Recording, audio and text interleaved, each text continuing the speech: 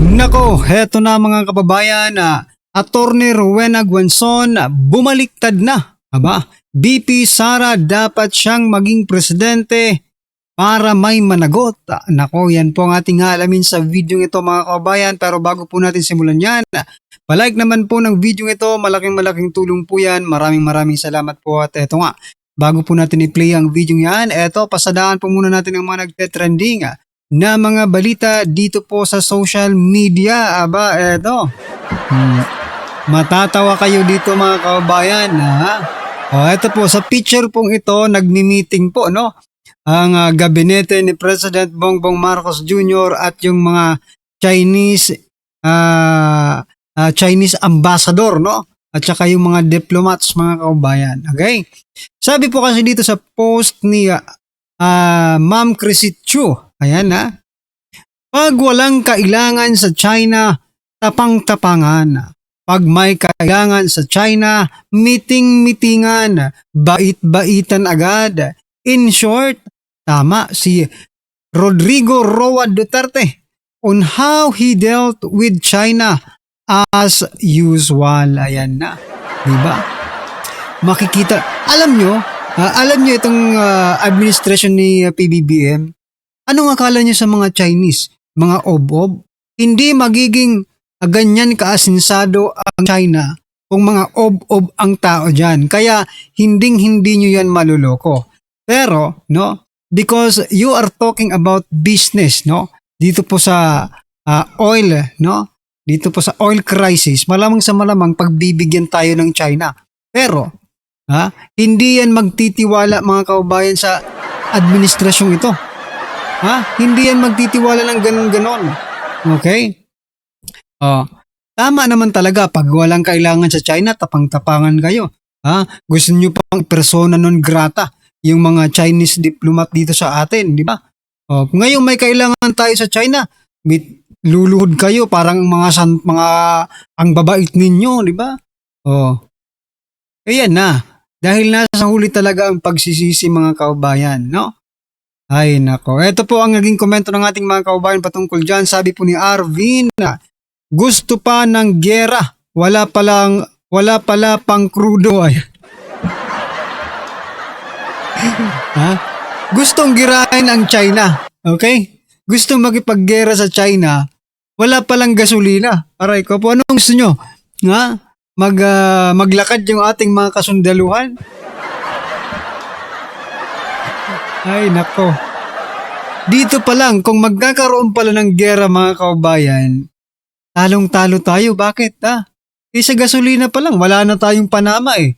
Mamaya, kung gasolina pala yung ipang-agis sa atin, di ba? Sunog. Eto, wala kayong gasolina. Eto, gasolina, sabay sindi. Yeah. Ay, nako. Kain suka. Yan, sabi po ni Wilfredo.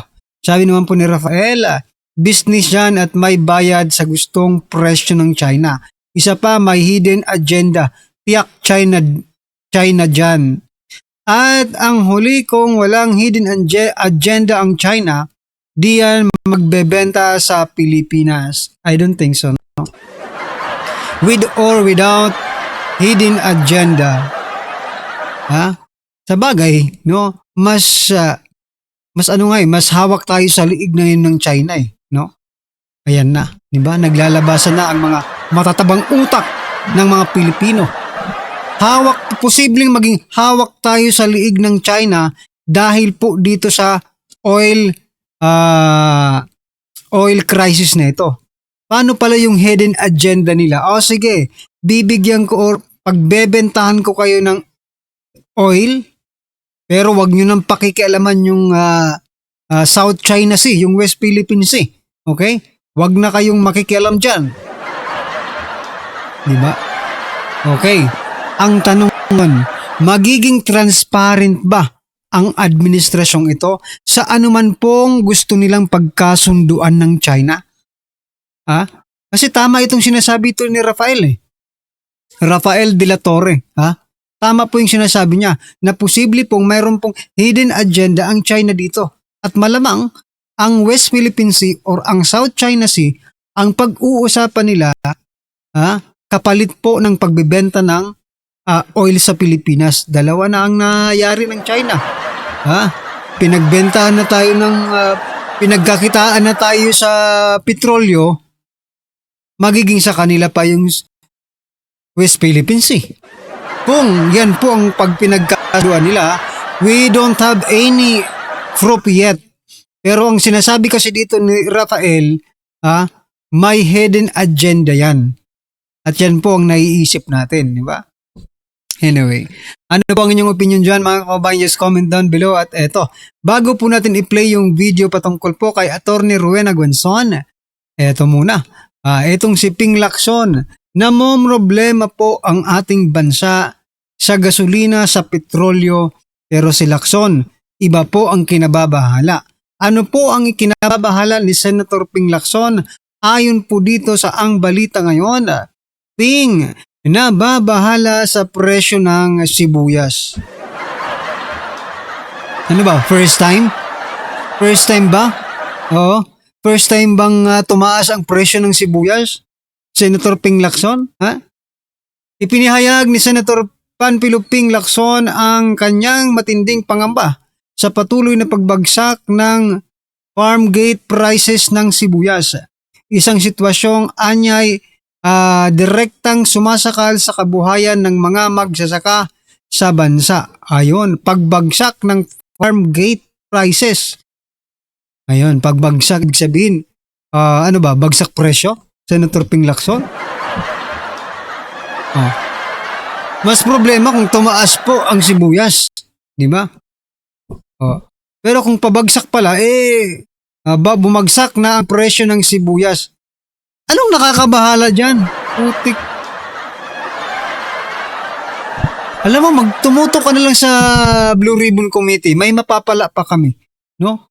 Pero itong pagbagsak ng presyo ng sibuyas, mas nakakabahala kung tumaas ng tumaas ang presyo ng sibuyas kasi hindi na kami makakabili. Pabagsak pala ang presyo ng sibuyas. Ano ngayon? Diba? As long as kumikita pa yung ating mga magsasaka na hindi lang sila malugi. Diba?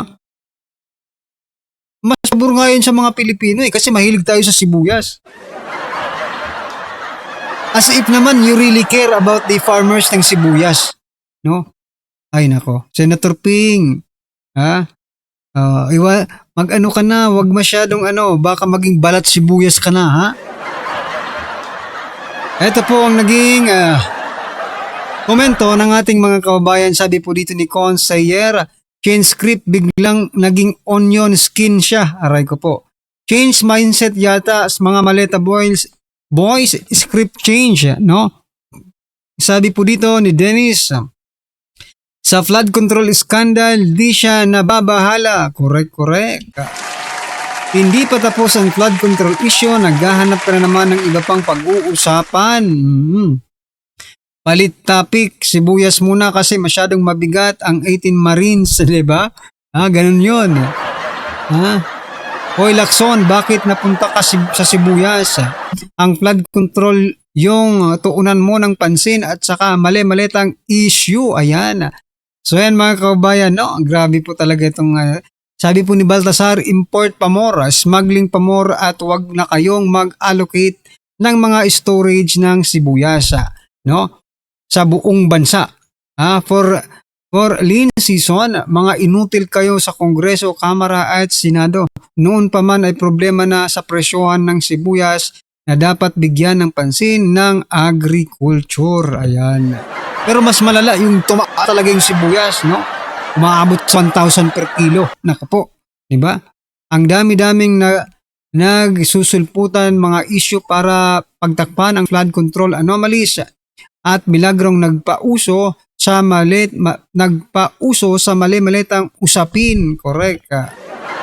Naging sibuyas ang issue sa halip na tutukan ang mali-malitang issue, halatang nanliligaw. Ayon po kay Alberto.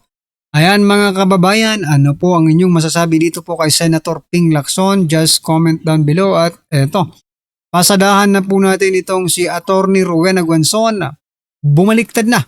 Nako, BP Sara Duterte dapat maging pangulo para may managot na mga kawatan. Ito po, pasok. Do you agree? Dito po kay Atty. Rowena Guanzon, ako 100% po Ano na final word, I have to tell you, bakit si Rowena Guanzon nga dilawan man na? Dilawan man na! Kaning tao dire o sigig sabok-sabok na ako. Sa dilawan man kang anong gadul-dul man kang Bibisara karon. Ayaw na yun si Bibisara, ayaw na lang nagisgutan kay karon ang kinahanlan mo daog yun si Sara for president. Kung dilaw ka, kung pulaw ka, kung pink ka, kung blue ka, kung sa wala na minimo kaakig. Wala kami kaakig sa inyo. Upod na lang kita diritanan kay Sara para sa aton pungsod. Dahil kung hindi si Sara Duterte ang magpresidente, walang mananagot.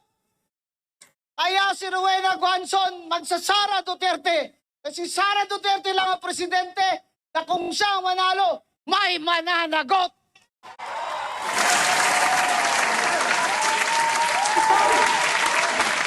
Ako, 67 years old na ako ngayon.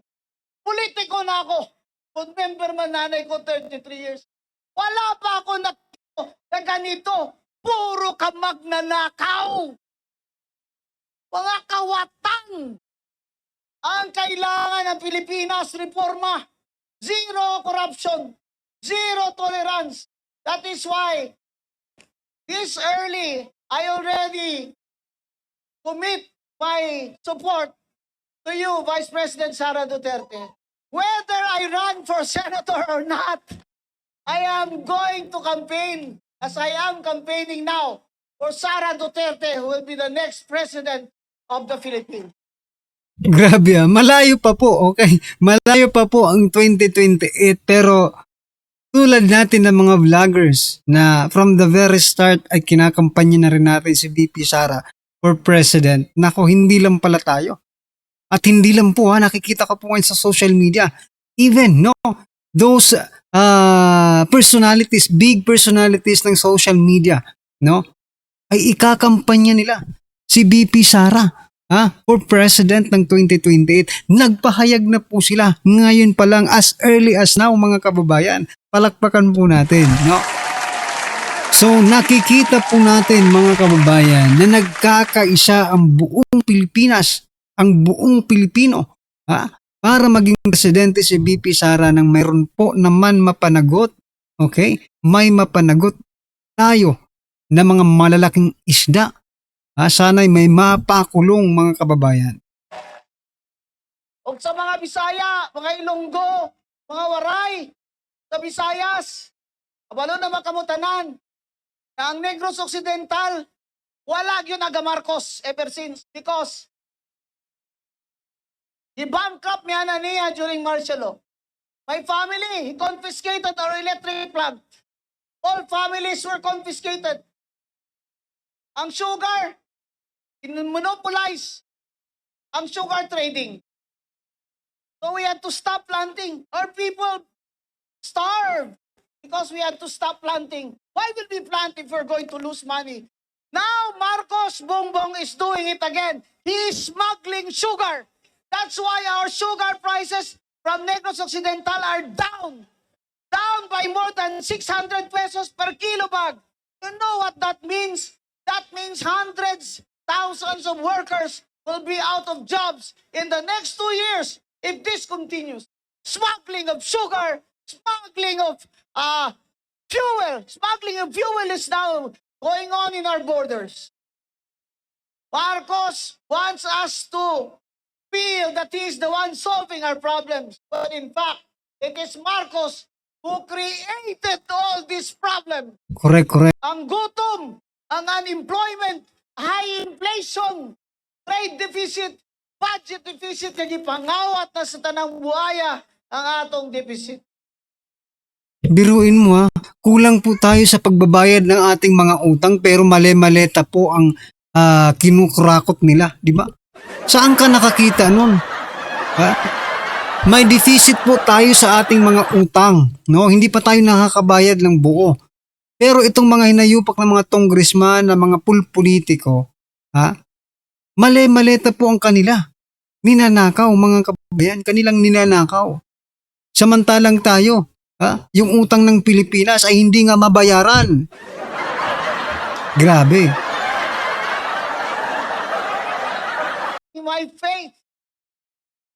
My faith on Sara Duterte for president.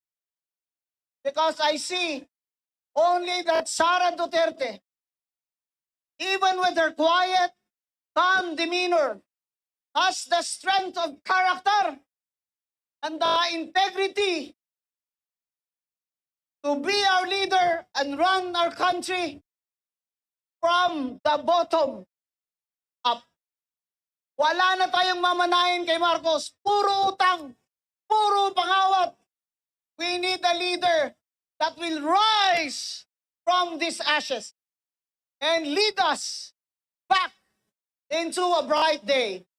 My friends, it is my honor to be in Davao City again, to be with the family of Rodrigo Duterte, and to wish him a happy birthday despite his circumstances, and to show my support for Vice President Sara Duterte for 2028. So ayan mga kababayan, it is very very confirmed. And ayan, sabi nga kanina, dilawan yan. But ako personally, alam naman natin lahat na dilawan talaga ito. Pero, no, everything change, no? Nagbabago po ang lahat mga kababayan. No, lalo na kung ang pagbabago ay para naman sa totoong pagbabago. Di ba? Ayan mga karibo natin, suportahan din po natin. Kung tumakbo po itong senador, si Atty. Rowen Agbanson, ay suportahan din po natin mga kababayan, no? Alright, ano pong inyong opinion, reaction patungkol po dito mga kababayan, just comment down below. At syempre, huwag pong kalimutang like at i-share na rin po ang video nito. Malaking tulong po yan mga kababayan. Maraming salamat po.